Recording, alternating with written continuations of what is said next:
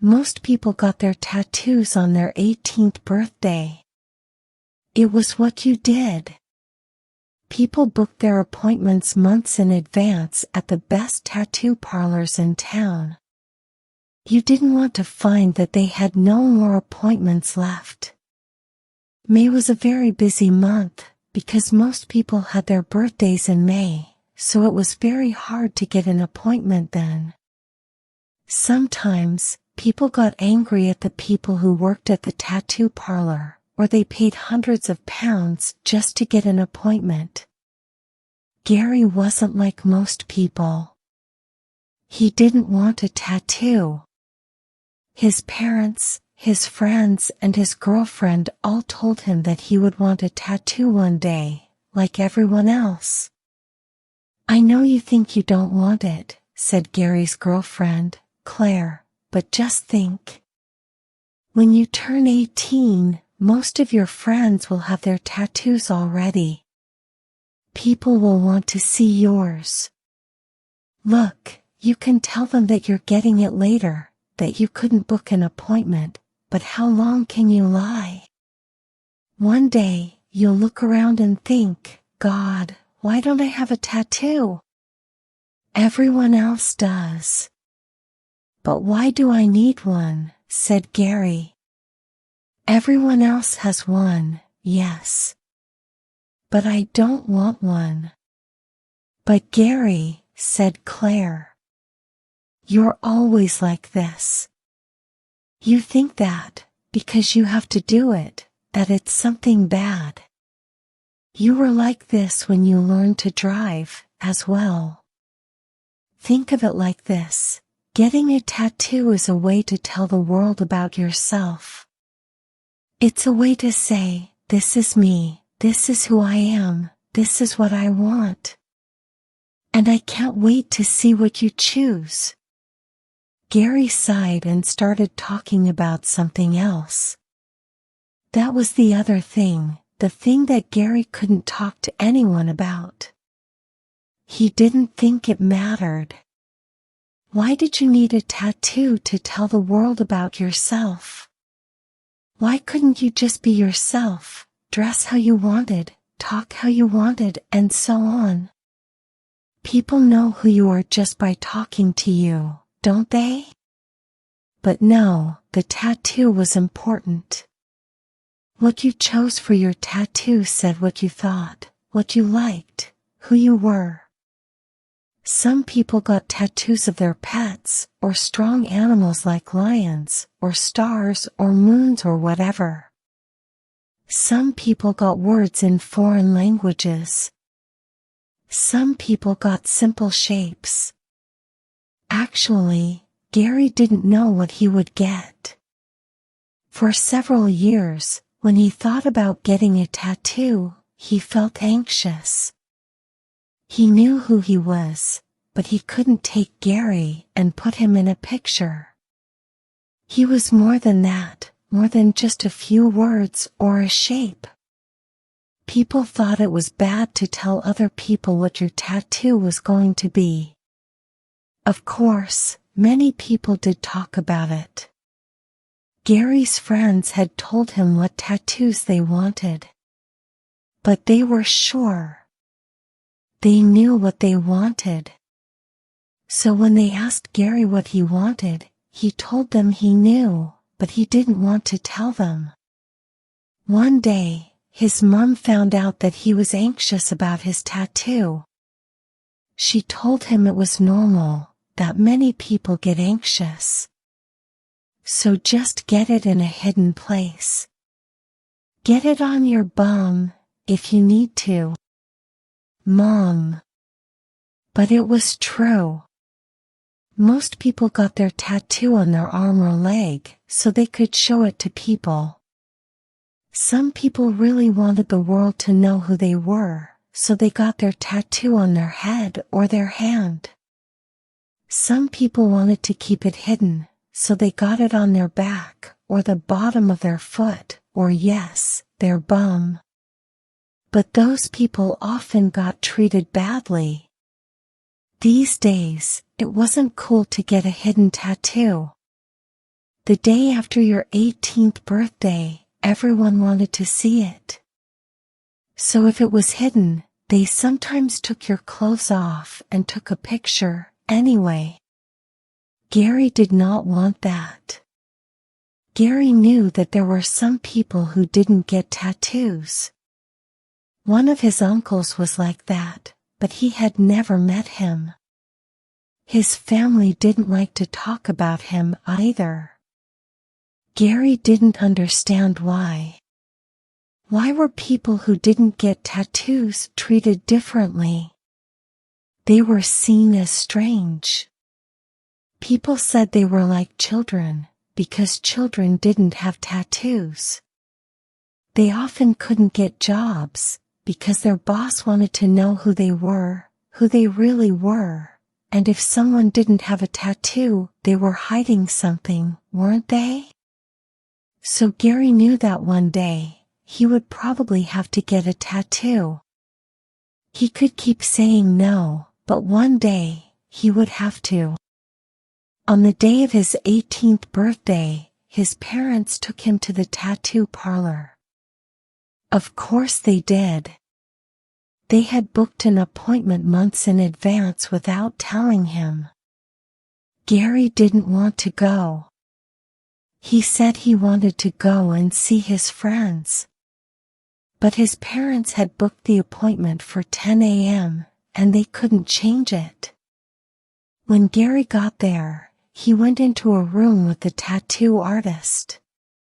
The tattoo artist was a woman who was maybe 40 or 50. She had lots of tattoos, of course. All tattoo artists did. They were the only people who could get more than one tattoo. Well, other people could, but they were treated as strange. Wasn't one enough? Gary was surprised that the tattoo artist was a woman. Usually, men got tattoos from other men, and women got tattoos from other women. But his parents had probably chosen a woman because it might make him feel less anxious. Or maybe it was the only appointment they could get. Anyway, she was very friendly. She gave him a cup of tea and asked what things he liked, what his hobbies were, if he had any pets or people he really loved. His parents must have told her he was anxious about it. It made it worse. Gary did have lots of things he loved, of course. But none of them were so special. None of them were so great that he wanted them tattooed on his body. And where would he get it? He didn't want one where everyone could see it, but he didn't want to be treated badly by the guys at school. And then Gary had an idea. Can I get a tattoo on my head? The tattoo artist looked very surprised. Well, yes, you can. But you have a lot of hair. Nobody will be able to see it. And I can't tattoo you until you get your hair cut. Gary stood up. Could you wait while I go to the barber, then? The tattoo artist sighed and checked her watch.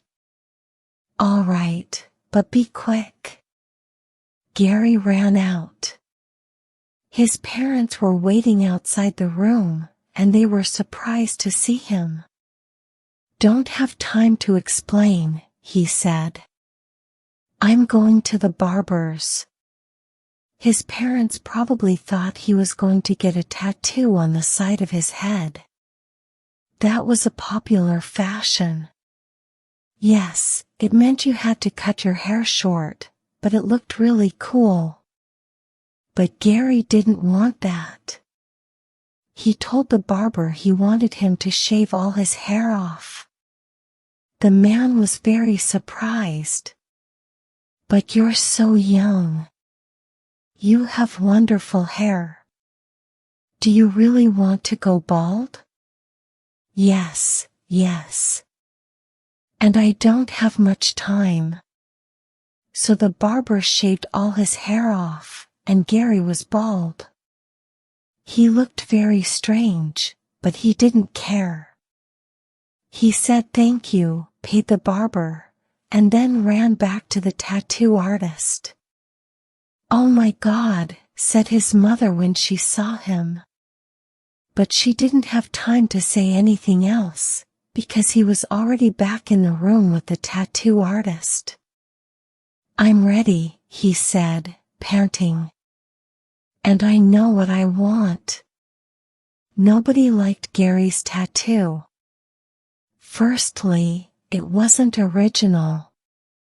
Everyone wanted an original tattoo, and Gary's was just a simple X shape. Lots of people had those, but they usually got something with the X to make it more original. But not Gary. He just had a big X shape. Of course, the place he got the tattoo was very original. Too original. His friends all thought it was funny. They said that only Gary would get a tattoo on the top of his head, so it was perfect for him. But his parents hated it, and his girlfriend Claire really hated it. Weeks passed. Gary's hair started to grow again. His friends stopped laughing about his tattoo, and life started being normal again. But then the questions started. "When are you going to get a real one?" asked his dad. "I mean, that was a funny joke, Gary, but you need a real tattoo. You can't go bald every time you want to show it to someone." Gary couldn't believe it. He had done the thing that everyone wanted, hadn't he? So why was it a problem? But his dad wasn't the only one. Claire asked him to get a new tattoo every day. She drew pictures for him, texted him ideas. Finally, it was too much for him, and he stopped seeing her. Gary didn't get a new tattoo, of course. The first one had hurt, and it cost a lot of money. Yes, his parents had paid for it, but he hated that they paid for something he didn't want.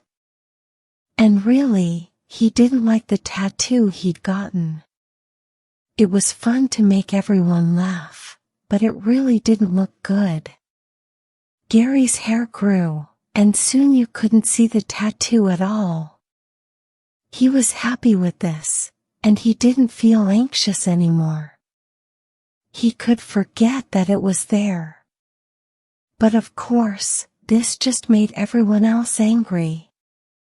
Fine, Gary had gotten a bad tattoo, but now he was hiding it from the world.